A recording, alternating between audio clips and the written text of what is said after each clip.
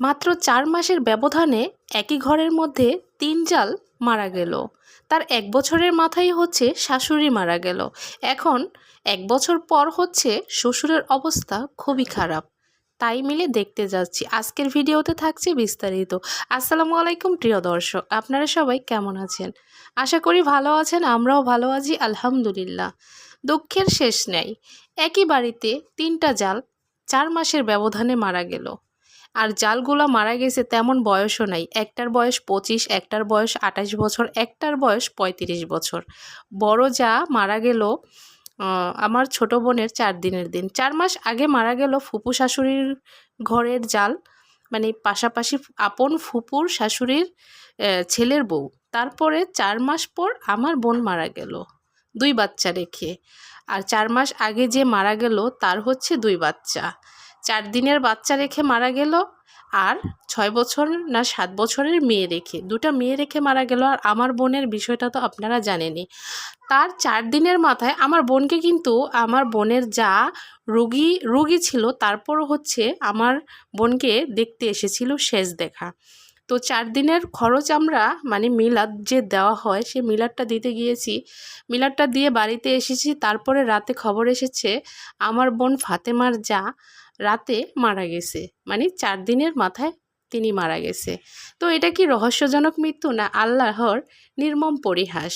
ফাতেমার বড় জায়ের একটা ছেলে সন্তান, তার বয়স ১৯ বছর, সে মোটামুটি ম্যাচুয়ার্ড।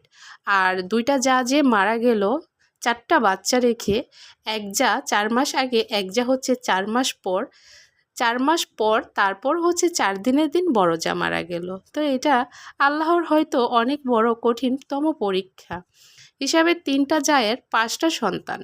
তো ১ বছরের শেষ মাথায় হচ্ছে ফাতেমার শাশুড়ি মারা গেল। এখন আমার মেয়ের দাদা মানে ফাতেমার শ্বশুর, আমার বোনের শ্বশুর খুবই অসুস্থ, তাকে দেখতে গিয়েছি।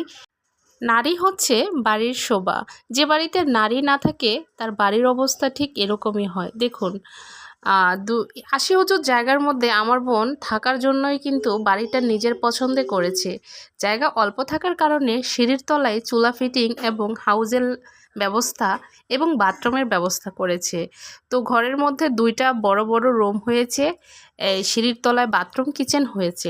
তো যাই হোক, থাকার পৃথিবীতে বেঁচে থাকবে বা সংসার করবে এই আশায় কিন্তু খুব কষ্ট করে বাড়িটা করেছে।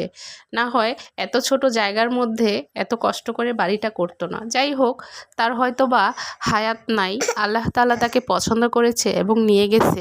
আমি কারো দোষ দিব না বা কারো দোষারোপও করব না। আল্লাহকে আমি বলবো যে আল্লাহর পছন্দ হয়েছে, নিয়ে গেছে। আমাদের একদিন যেতে হবে সবারই, ২ দিন আগে আর পরে।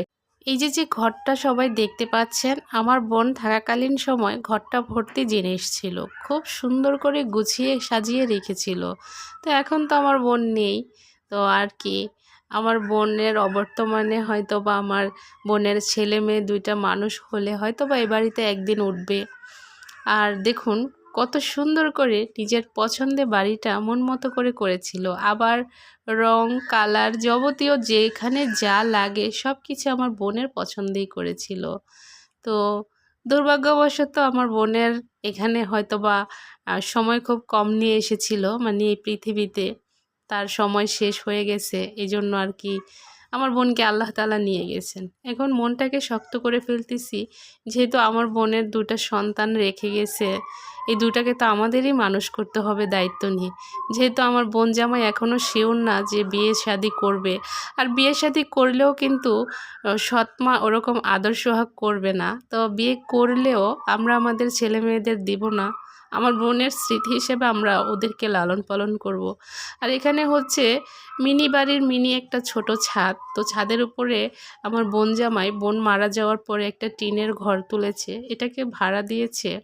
তো এটাই আসছি, অনেক দিন বলেছে আপা আসেন একটু দেখেন, বোন থাকলে তো ঠিকই আসতেন। তো আজকে আসছি হচ্ছে মূলত আমার বোনের শ্বশুরকে দেখতে।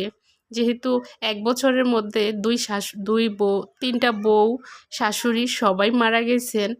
আর এখন হচ্ছে এই দাদাটাই হচ্ছে তার শেষ অবলম্বন। দাদাকে খুব ভালোবাসে, এখন না পারতে গিয়ে আমার কাছে থাকে। আর এই মাঝামাঝি বয়সে যাদের বাবা মা হারায় তাদের যে কতটা কষ্ট, একদম ছোট দুধের শিশু মারা গেলে তাদের মায়ের কথা মনে থাকে না হয়তোবা, কিন্তু আমার মেয়েটা খুব ভিতরে ভিতরে চাপা কষ্টে ভুগে। এই যে দাদার জন্য খুব কান্না করতেছে। সবাই আমার মেয়েটার জন্য না দোয়া করবেন। প্রিয় দর্শক, আপনারা না আমার পাশে থেকে আমাকে একটু অনুপ্রাণিত করবেন। আজকের ভিডিওটি এই পর্যন্তই। আল্লাহ হাফিজ।